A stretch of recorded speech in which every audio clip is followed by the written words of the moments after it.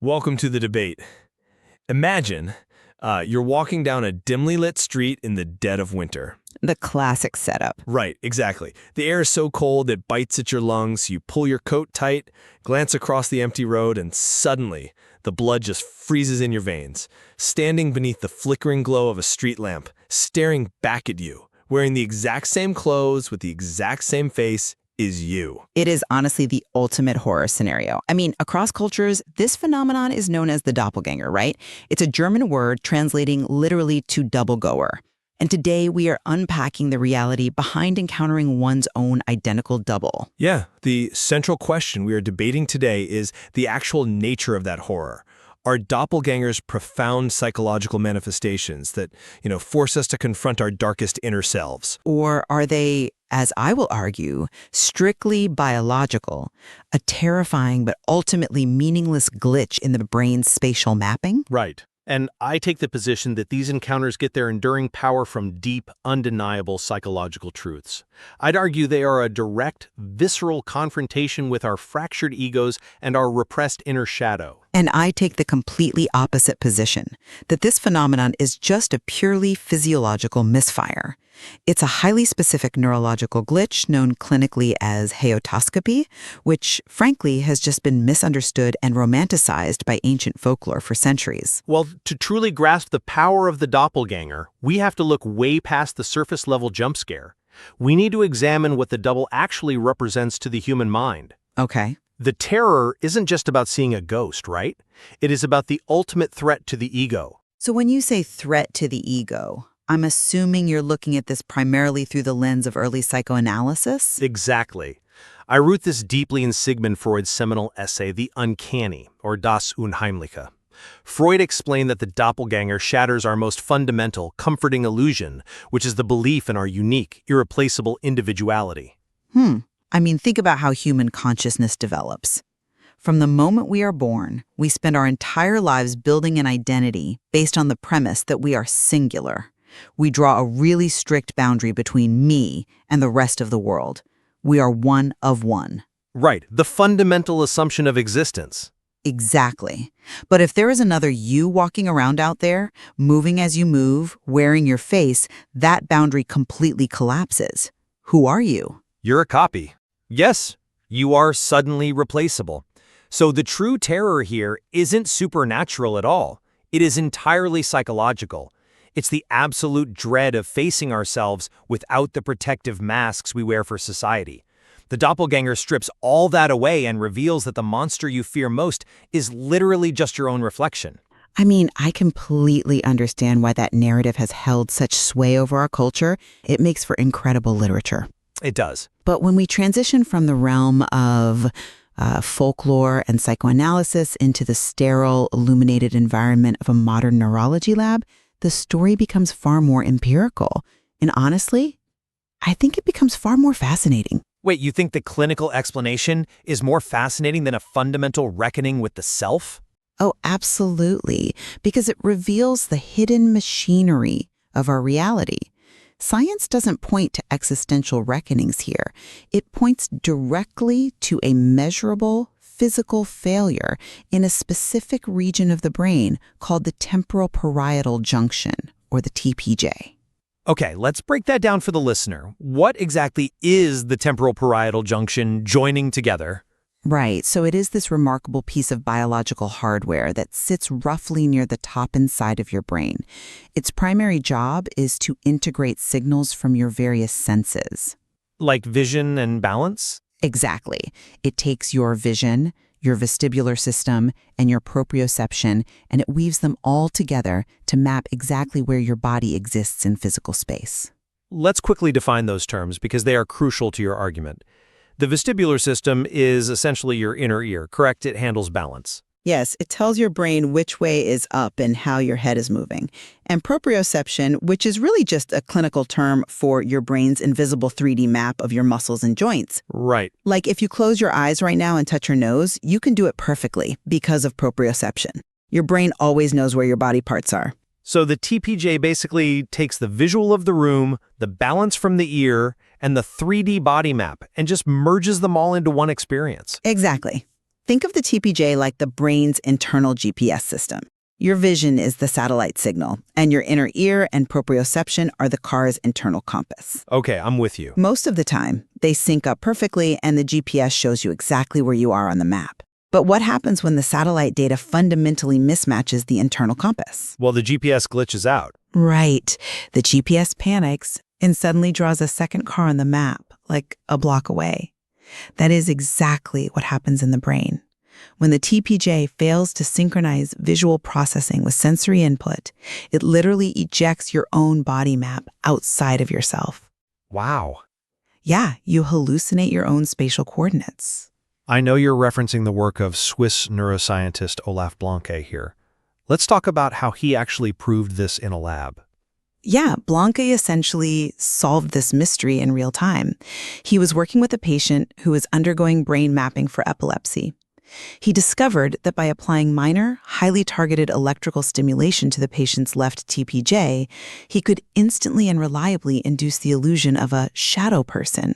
And this shadow person was standing right behind her, mimicking her exact movements, right? Yes, if she sat, the presence sat. If she leaned forward, it leaned forward. It is literally just an anatomical short circuit. You aren't seeing a demon coming to claim your soul, nor are you facing a Freudian ego death. Just a sensory error? Exactly. You are hallucinating your own body map because a highly localized cluster of neurons is misfiring. Okay, I see the mechanics of what you're describing. If we are just talking about spatial mapping, sure, the GPS analogy works perfectly. But you're completely ignoring the actual content of the hallucination. What do you mean? Let us accept that the origin of the visual hallucination is indeed a failure in the TPJ. I propose a structural analogy. If the neurological glitch is a broken projector throwing light onto a blank movie screen, the psychological shadow is the horrifying movie that the human mind instinctively chooses to play on it. Well, I wouldn't call the TPJ a blank screen. It's a very specific sensory breakdown. But the experience isn't just sensory. This is where Carl Jung's theories become essential to really understand the phenomenon. Jung argued that the doppelganger is the physical manifestation of the shadow. Right. The dark side. Exactly. The shadow is the repressed, darkest part of our psyche, everything we actively refuse to acknowledge in our daily lives. So you're talking about repressed guilt and, hidden desires? Yes. All of our secret malice, our socially unacceptable urges, our profound regrets, they don't just disappear. They are heavily suppressed into the unconscious. So when that biological glitch you described occurs, the mind cannot handle a meaningless, empty phantom. Why not? Because the human brain abhors a vacuum. It immediately fills that sensory void with our deepest subconscious anxieties. We project what we loathe about ourselves onto this phantom twin. Look, you're trying to put a Jungian psychological mask on what is fundamentally just a hardware failure. Let's look closely at Dr. Blanca's research again. Go ahead. When the left TPJ was stimulated in that lab, the shadow person didn't stand in the corner judging the patient for her repressed malice. It didn't whisper her moral failings. It merely mimicked her physical posture in real time. It was entirely devoid of moral or psychological character. But a sterile clinical lab setting is entirely different from the real-world encounters that actually birth the mythos. The mechanism is the exact same, though. By layering Jungian archetypes onto a raw sensory desynchronization, you are committing a massive anthropomorphic fallacy. And just for the listener, an anthropomorphic fallacy is when we assign human intent or moral agency to something that has none. Like getting angry at a computer for deciding to delete a file. Precisely. You are desperately trying to assign moral agency to an anatomical short circuit. The terror the patient feels isn't guilt over their psychological shadow. It is the raw, evolutionary panic of their sensory processing collapsing. It is the primal terror of the brain realizing it can no longer trust its own senses. I hear you, I do. But I cannot accept that a simple algorithm failure accounts for the chilling historical reality of the doppelganger. If this is merely a posture-mimicking glitch, how do you explain the history? Ah, the history. Let's take this out of the modern lab and look at the lived experiences that define this phenomenon for centuries. You want to talk about the historical accounts. Yes, because the accounts don't match your sterile description.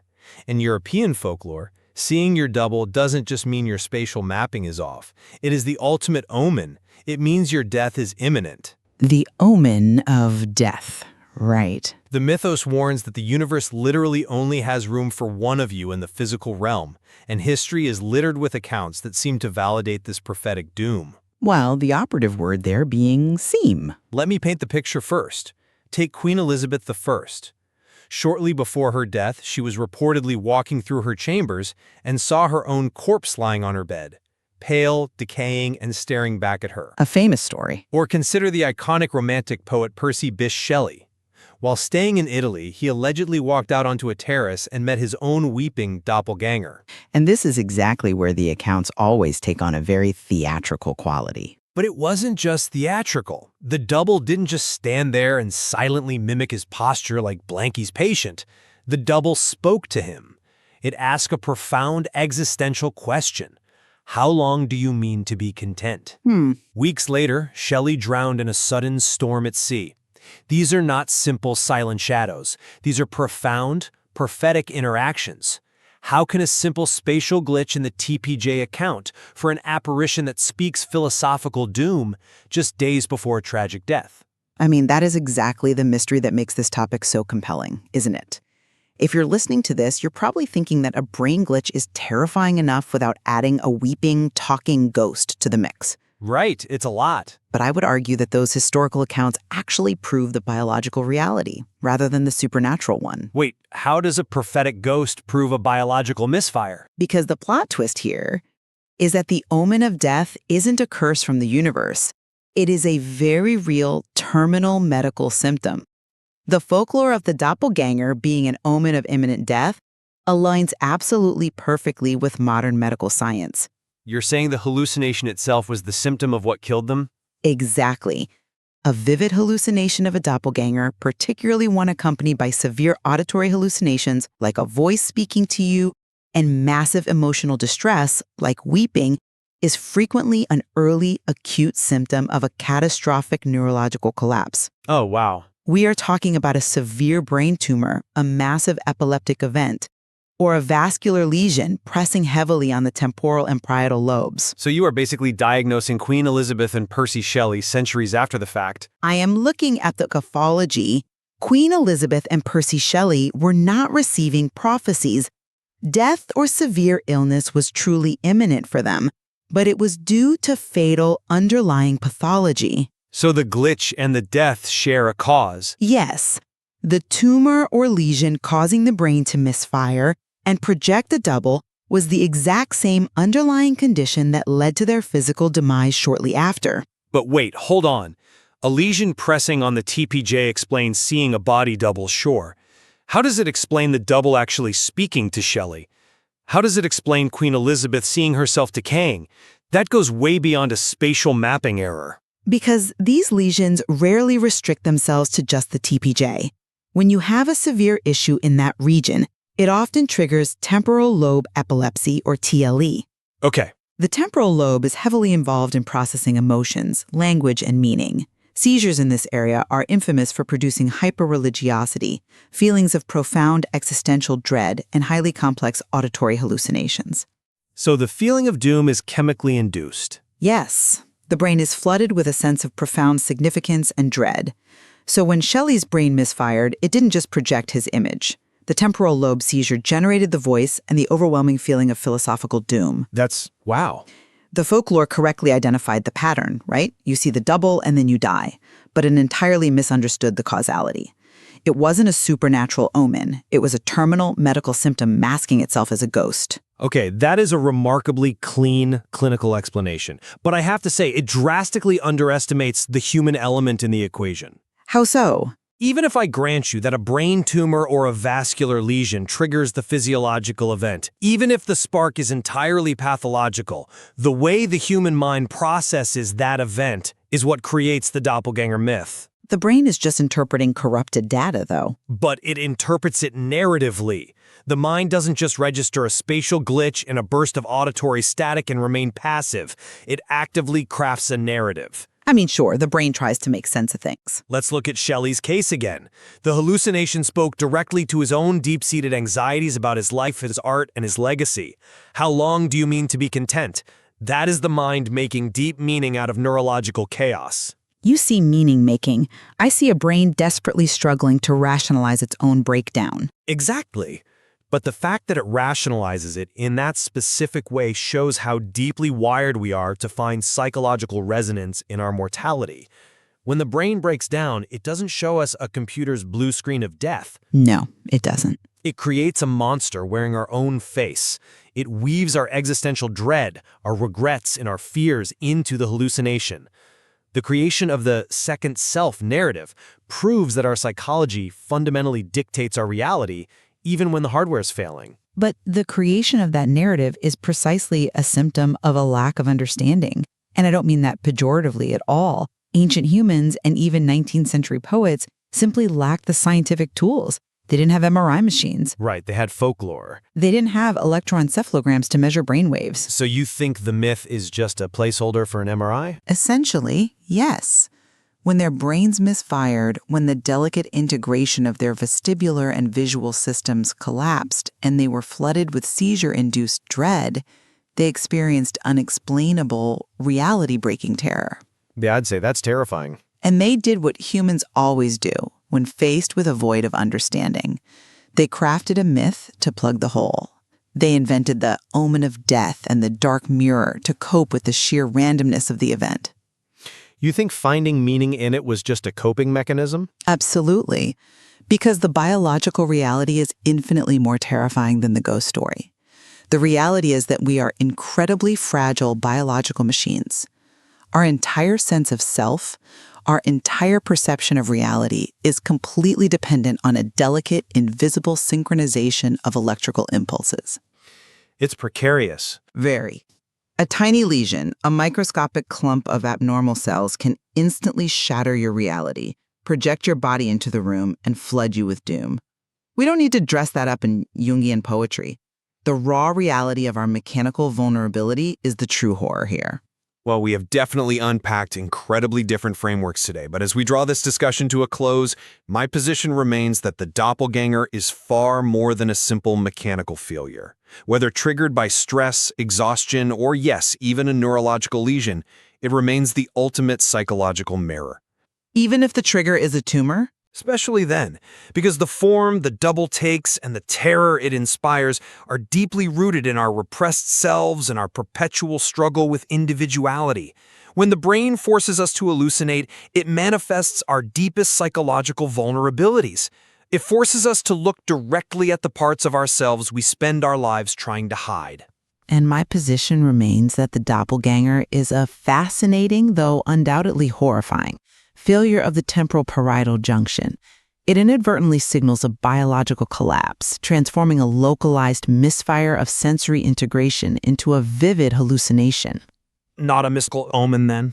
It is not a moral judge, and it is not a mystical omen.